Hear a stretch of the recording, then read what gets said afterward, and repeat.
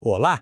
Hoje a gente vai mergulhar a fundo em um dos riscos mais críticos e, olha, super comuns na segurança de aplicações web, a famosa configuração incorreta de segurança ou Security Misconfiguration. Vamos juntos descobrir como essa falha acontece, como encontrá-la e, o que é mais importante, como consertar e, claro, prevenir que ela apareça de novo. A nossa jornada aqui vai ser bem direta. Primeiro, a gente precisa entender qual é a ameaça. Depois, partimos para a caça às vulnerabilidades. Em seguida, vamos ver as correções práticas, direto no código. Passamos por umas listas de verificação para prevenção e, no final, traçamos os próximos passos para manter tudo seguro. Muito bem, vamos começar pela primeira parte, a ameaça. Entender de verdade a natureza e o impacto desse problema é, sem dúvida, o primeiro e mais fundamental passo para a gente conseguir construir aplicações que sejam realmente mais seguras.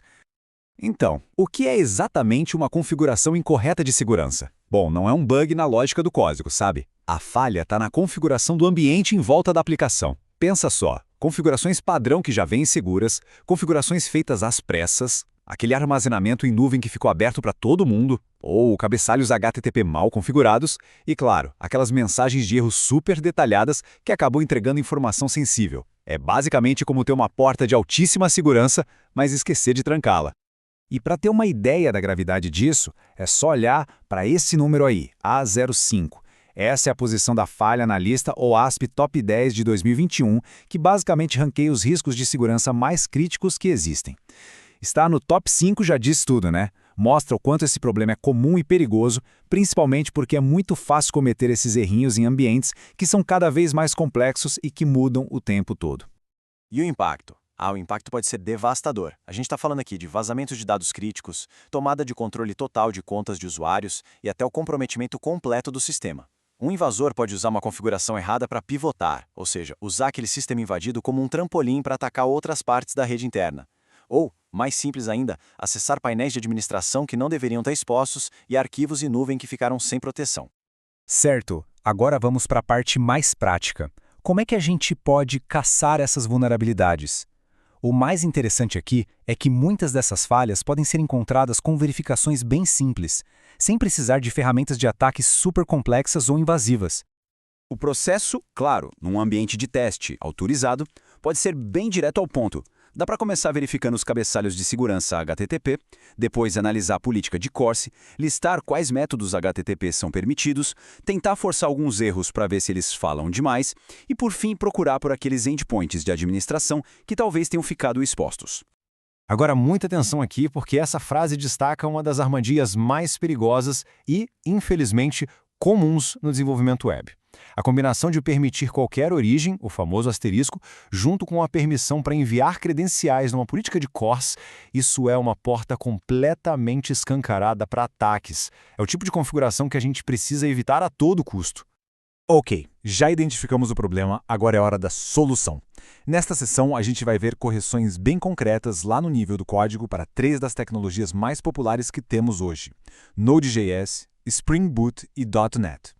Começando com Node.js e Express. Na esquerda, a gente vê um cenário que é perigosamente comum. A aplicação entrega de bandeja que está usando o Express por causa do cabeçalho X-Powered by. E a política de CORS é aberta demais. Já na direita, a gente vê a solução. Usar o Helmet, que é um conjunto de middlewares que já adiciona vários cabeçalhos de segurança importantes. Desativar o X-Powered by ajuda a esconder detalhes da implementação. E criar uma lista restrita de permissões para o CORS garante que só origens confiáveis vão interagir com a API. Agora vamos para o Spring Boot. Por padrão, ele pode ser um pouco falante demais. Erros com stack traces detalhados podem vazar informações valiosíssimas para um invasor. E os endpoints do Actuator, que são ótimos para monitoramento, podem acabar expondo configurações sensíveis se não estiverem bem protegidos. A correção, como a gente vê na direita, passa por ajustar o arquivo application.yml para nunca, jamais, expor stack traces em produção e também limitar o que o Actuator mostra. E claro, usar o Spring Security para proteger os endpoints e configurar os cabeçalhos é uma prática essencial. Em ASP.NET Core, O erro clássico é levar as configurações de desenvolvimento direto para o ambiente de produção. Aquela página de seção super detalhada, por exemplo, é maravilhosa para debugar, mas é um verdadeiro desastre de segurança em produção. A abordagem correta é usar um manipulador de exceções genérico e sempre habilitar o HTSS, que é aquele cabeçalho que força o navegador a se comunicar só por HTTPS, o que protege contra vários tipos de ataque. Bom, a gente já viu como corrigir, mas o cenário ideal é sempre prevenir, certo? Então vamos mudar o foco da reação para a proatividade, ou seja, construir a segurança como parte do processo desde o comecinho. Do lado da infraestrutura e do DevOps, a prevenção é a palavra-chave. Por exemplo, garantir que o armazenamento em nuvem seja privado por padrão é uma regra de ouro. Muitos vazamentos de dados gigantescos acontecem simplesmente porque um bucket S3 foi deixado público sem querer. Da mesma forma, seguir o princípio do menor privilégio é crucial. Isso significa que, mesmo que uma conta seja comprometida, o estrago vai ser bem mais limitado. E para a equipe de desenvolvimento, a prevenção começa lá no código. Uma das práticas de maior impacto é sempre usar listas de permissões, as allow lists, em vez de listas de bloqueio. Ou seja, em vez de tentar adivinhar tudo que é malicioso, a gente define explicitamente o que é permitido e só. É uma abordagem fundamentalmente mais segura para configurar cores, métodos HTTP e muito mais.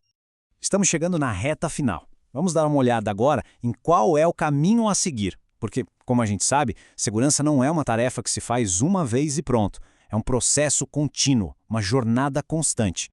Para quem quer aprofundar os conhecimentos, esses recursos aqui são fantásticos. O projeto OWASP Top 10, o padrão de verificação de segurança de aplicações, que é o WAS-VS, e a série de cheat sheets da OWASP são guias de referência mantidos pela comunidade e que estão repletos de boas práticas. Vale muito a pena conferir. Se tiver uma única ideia para levar de toda essa nossa análise, que seja esta. O ponto crucial é: configurações padrão seguras são a primeira e mais forte linha de defesa. Partir de uma base que já é segura é muito mais eficaz do que ficar correndo atrás para consertar vulnerabilidades depois. E isso nos leva à reflexão final. Uma pergunta para a gente pensar. E quantas aplicações em que a gente trabalha todos os dias? Como será que elas estão configuradas?